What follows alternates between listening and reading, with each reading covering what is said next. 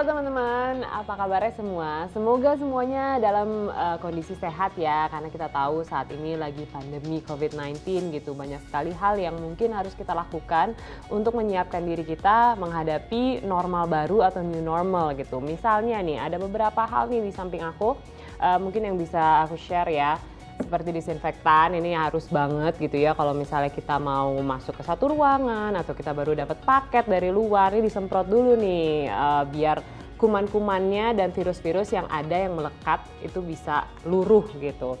Dan juga yang paling penting kita tiap hari makan 3 kali sehari. Nah kalau makan 3 hari sehari pastinya kita harus mempersiapkan kebersihan dari alat-alat makannya gitu ya. Jangan sampai alat-alat makan kita nggak dicuci atau dicucinya nggak pakai sabun gitu. Di sini juga ada sabun. Sabun ini juga penting banget buat selain buat membersihkan alat-alat makan gitu ya, apapun yang kita pegang, dan juga paling penting untuk menggunakan hand sanitizer atau cuci tangan gitu. Cuci tangan itu juga nggak main-main. Cuci tangan tuh harus 20 detik biar sampai buku-bukunya itu semuanya kena gitu dengan sabun, sehingga virus-virus yang melekat gitu di dalam tangan kita itu bisa hilang juga bersama dengan air.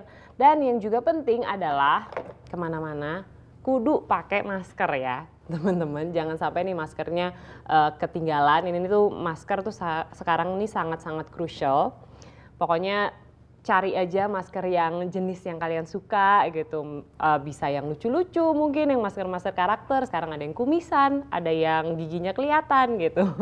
Itu mungkin juga bisa membuat hari kalian lebih berwarna. Karena kesehatan kita tuh penting banget, apalagi saat ini dengan virus corona yang menjadi ancaman utama kita. Pastinya kita harus meningkatkan kewaspadaan kita untuk kesehatan.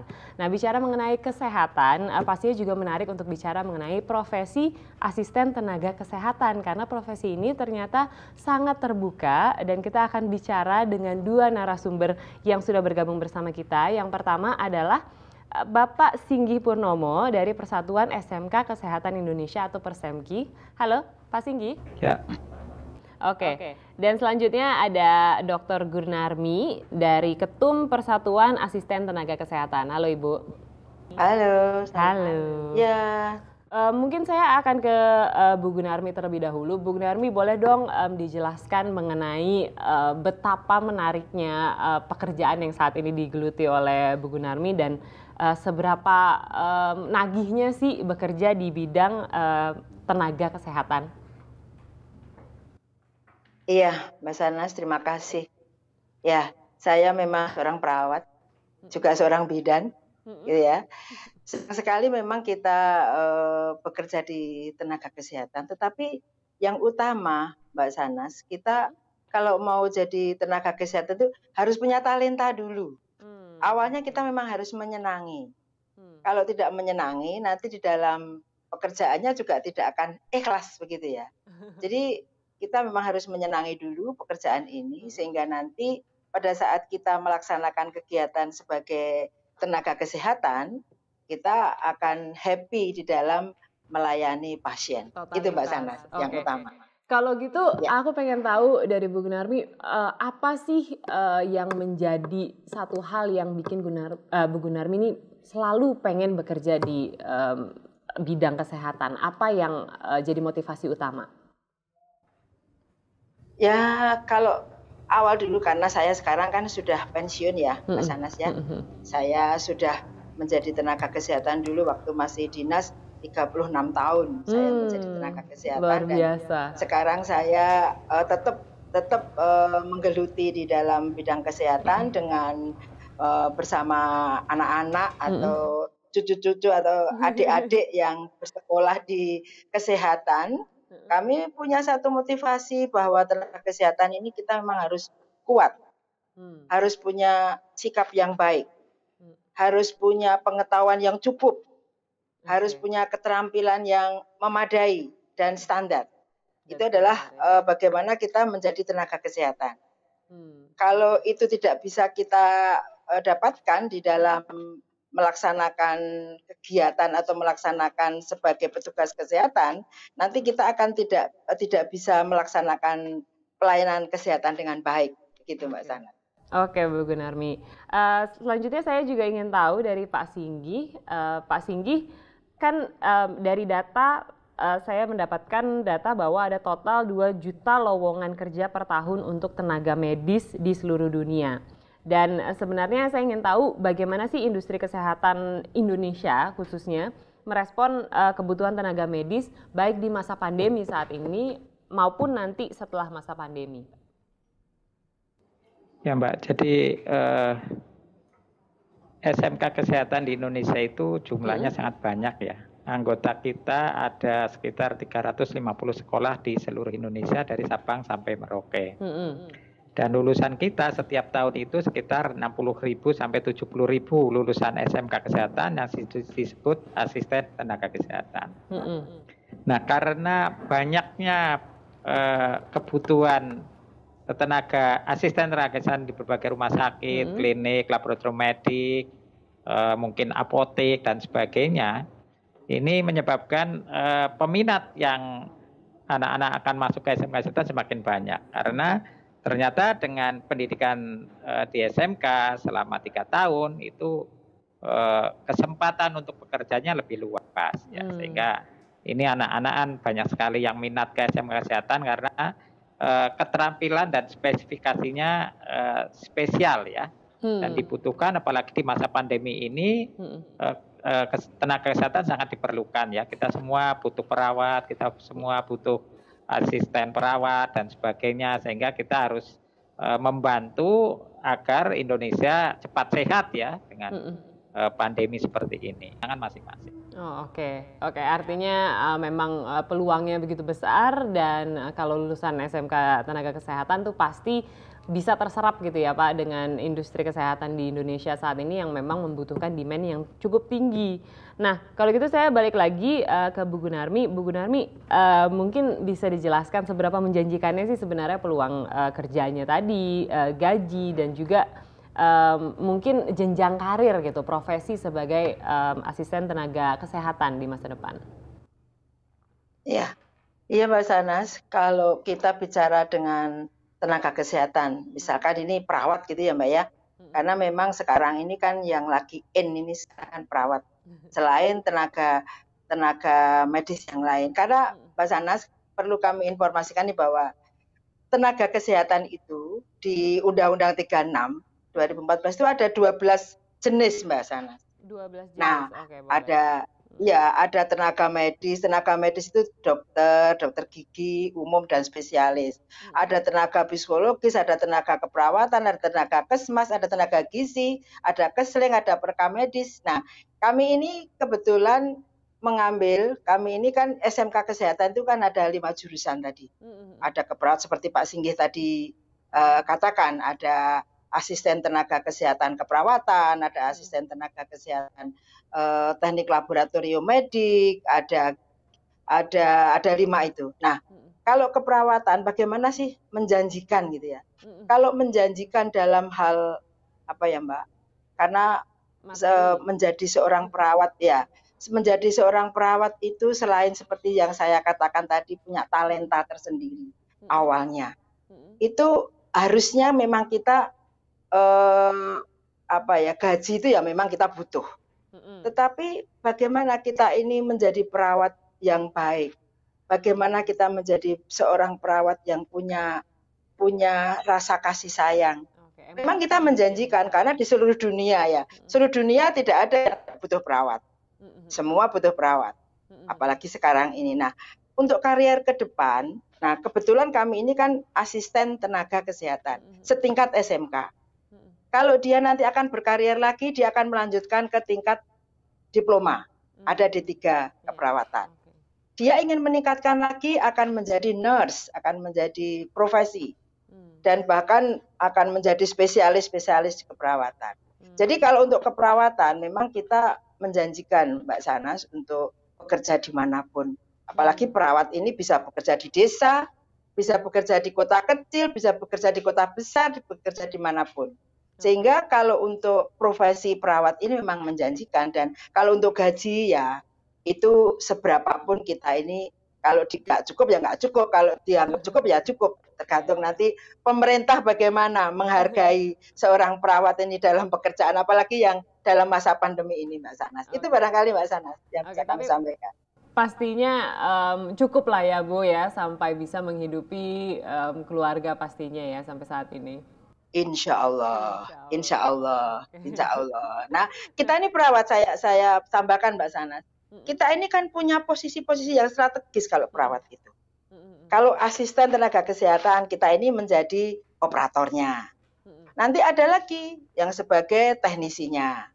Ada lagi yang di atasnya supervisornya. Sampai kepada ahli. Itu Mbak Sanas. Kalau kita tenaga kesehatan itu ada beberapa posisi dalam struktur pekerjaan Mbak Sanas. Itu Mbak Sanas. Terima kasih.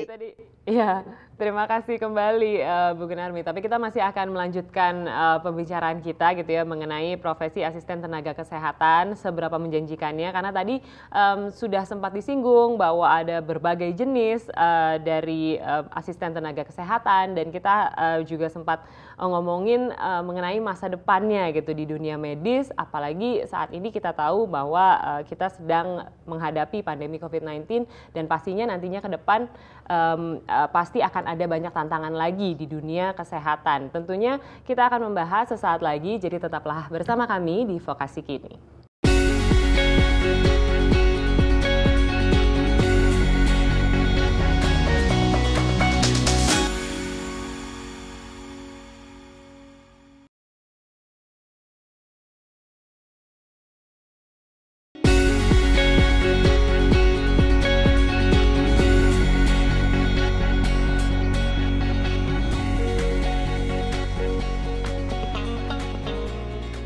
Kembali lagi di Vokasi Kini, kita masih bicara mengenai profesi asisten tenaga kesehatan bersama dengan Pak Singgi dan juga Bu Gunarmi.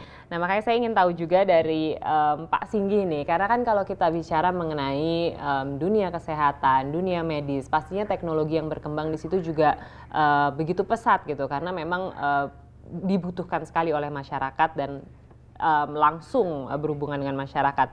Nah, makanya saya ingin tahu mengenai teknologi ini, Pak. Banyak yang memprediksi nantinya gitu akan banyak dibutuhkan mungkin asisten robot atau teknologi yang masuk ke dalam tenaga kesehatan yang dianggap nantinya mungkin lebih presisi. Nah, terkait dengan hal itu, apakah ada tanggapan gitu Pak mengenai profesi asisten tenaga kesehatan? Mungkin nggak nantinya digantikan oleh teknologi atau robot gitu? Oke ya, jadi beberapa peralatan, karena ini namanya sudah era namanya revolusi industri 4.0 ya. Mau tidak mau bahwa banyak hal yang berbeda dengan masa-masa yang lalu ya. Jadi tenaga-tenaga ini harus dilatih menjadi tenaga-tenaga terampil yang juga bisa mengoperasikan peralatan-peralatan canggih. Namun demikian, peralatan canggih itu pasti tidak bisa digantikan dengan pelayanan manusia ya, karena manusia itu mungkin pelayanannya mungkin relatif bisa tatap muka, mungkin ada senyum, ada sapa, salam, dan pelayanan di bidang kesehatan itu membutuhkan orientasi hal-hal seperti itu ya. Jadi kadang kita kalau sakit ini tiba-tiba perawatnya melayani dengan baik, dokter melayani dengan baik, dan sebagainya, itu yang sakit itu terasa sudah semakin cepat sembuh ya, dibanding kita misalnya tenaga robot dan sebagainya.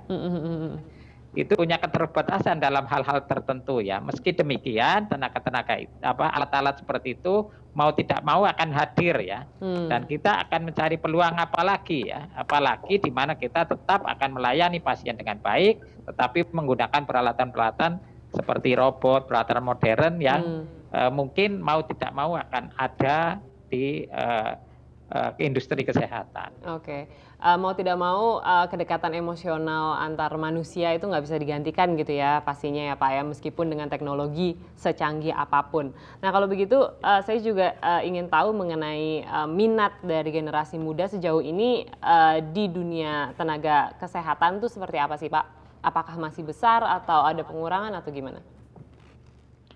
Ya, jadi Mbak ya, jadi sementara ini kan ada namanya pendidikan vokasi ya, di SMK ya, kita itu ranahnya pendidikan vokasi.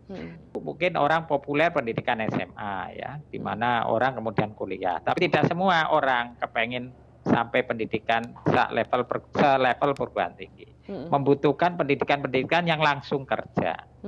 Ya, langsung kerja itu hubungannya adalah dengan lulusan SMK 3 tahun dia langsung terserap. Jadi animo anak-anak didik kita yang dari SMP ke SMA semakin tinggi ya, terbukti dengan semakin banyaknya anak-anak yang akan masuk ke SMK kesehatan ya, setiap tahun. Kemudian lulusannya kemana? Ternyata terserap ya di banyak sisi, baik yang formal maupun non formal. Sehingga animo untuk baik yang masuk maupun animo anak-anak kita yang sudah lulus untuk bekerja di bidang kesehatan semakin tinggi ya, semakin tinggi dan semakin lulusannya semakin populer ya. Semakin populer artinya semakin jadi bidang yang dilirik gitu ya oleh anak-anak muda ya. Kalau gitu terakhir mungkin saya ingin Pak Singgi mungkin bisa memberikan semacam ajakan gitu Pak untuk generasi muda untuk bisa mencoba masuk ke SMK yang benar-benar nantinya bisa menjadi profesi asisten tenaga kesehatan. Ya, jadi saya berharap kita semua akan memasuk ke dalam era revolusi industri, era pelayanan yang terbaik, era pelayanan yang maksimal, sehingga butuh tenaga terampil ya, tidak hanya orang sekolah kemudian tidak memiliki keterampilan apa. Dan SMK Kesehatan itu bisa membuktikan bahwa lulusannya terampil, bisa bekerja di segala unit kesehatan, segala unit pelayanan kesehatan, segala rumah sakit, klinik, apotek, laboratorium medik dan sebagainya. Inilah kesempatan yang sangat besar bagi anak-anak SMK untuk bekerja di bidang kesehatan atau industri pelayanan kesehatan. Ya, jadi mari kita semua bergabung dalam rangka menuju Indonesia sehat ya. Kalau tanpa ada dharma bakti, kemudian motivasi dan semangat anak-anak muda untuk bekerja di kesehatan, nanti ujung-ujungnya kita kewalahan ya, mengurusi penduduk yang begitu banyak, 270 juta dengan rumah sakit yang begitu besar, tetapi tidak ada tenaga-tenaga yang termotivasi untuk bekerja di bidang kesehatan. Oke, baik Pak Singgi. Kemudian saya ingin tahu juga dari Bu Gunarmi. Bu Gunarmi, tadi Ibu sudah sempat bicara mengenai profesi yang sudah dijalani selama 36 tahun ya Bu ya? 36 tahun menjalani bidang kesehatan gitu. Mungkin boleh dikasih tahu ke kita sukanya tuh apa sih Bu? Sukanya itu, kalau kita pas merawat orang sakit terus dia bisa sembuh, tertawa-tertawa bersama dengan keluarga, ini senang sekali. Nah, suka yang lain nih. Suka yang lain ini apa ya? Ya menjadi perawat ini punya satu kepuasan tersendiri. Kita bisa merawat orang sakit tadi. Dan yang jelas kita punya tabungan di akhirat, Mbak. Insya Allah ada pahalanya. Tapi Bu, saya juga penasaran nih Bu, kan saat ini kondisinya mungkin kita bisa bilang kalau ini kejadian luar biasa ya dengan COVID-19 ini, dan begitu banyak tenaga kesehatan yang sepertinya kewalahan selama 3 bulan terakhir ini. Ibu ada nggak sih kenalan gitu Bu, atau mungkin anak murid Ibu yang curhat mengenai duka dan sukanya di saat menghadapi pandemi ini sebagai salah satu tenaga kesehatan?